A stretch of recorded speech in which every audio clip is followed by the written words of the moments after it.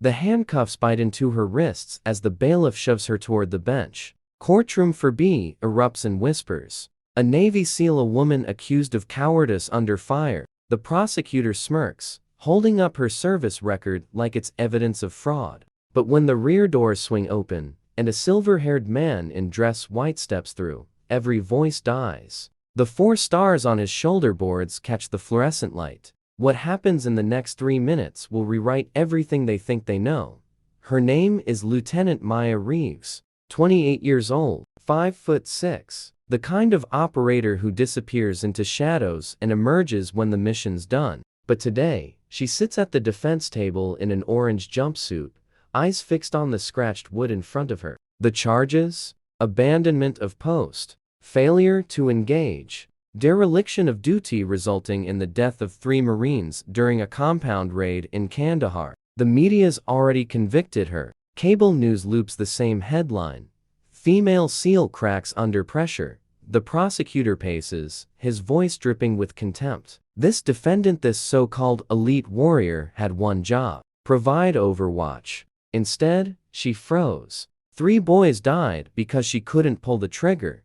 He slams a folder on the table. The judge, a gray-faced man counting days until retirement, adjusts his glasses. Does the defense have anything to say before sentencing? Her attorney stands, mouth opening. But before he speaks, the doors groan open. Admiral James Corver doesn't walk, he commands space. 32 years of service carved into the lines of his face. A Navy cross on his chest. SEALs across the room snap straighter without thinking. He moves down the aisle, each footstep a metronome of authority. The prosecutor turns pale. The judge half rises from his seat. Admiral, this is highly irregular. Sit down, Your Honor. Corver's voice is gravel wrapped in silk. He doesn't ask. The judge sits.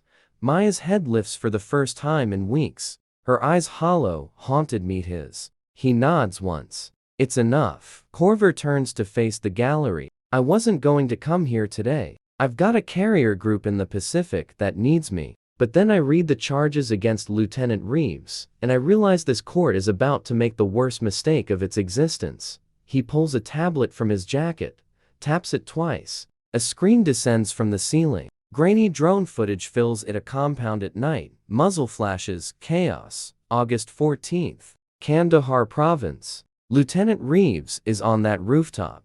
He points to a barely visible silhouette. Her spotter takes shrapnel to the throat. Bleeds out in 40 seconds. She's alone, 300 meters from the objective building where her team is pinned down. The enemy's using civilian shields, women, children. Rules of engagement say she cannot fire. The prosecutor interrupts. Then why didn't she call for exfil? Why didn't she? Because she stayed on that roof for 6 hours. Corver's words cut like a blade. No water, no backup. Taking fire from 2 positions. And she waited, God help her, she waited until those civilians cleared. Then she put 14 rounds through 14 targets. 14 kills. 14 enemies who would have slaughtered her team.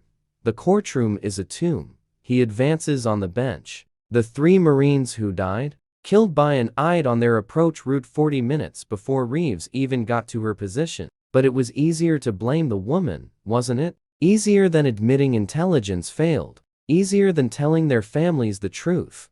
Maya's shoulders shake. Not from weakness, from the weight finally lifting. The Admiral turns to her. Lieutenant, stand up.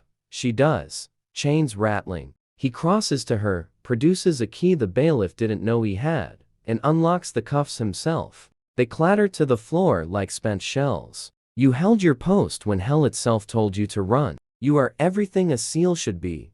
He faces the judge one last time. These charges are dismissed. If anyone in this room has a problem with that, they can take it up with the Secretary of Defense. He's waiting for my call. Silence. Then the judge's gavel falls. Case dismissed.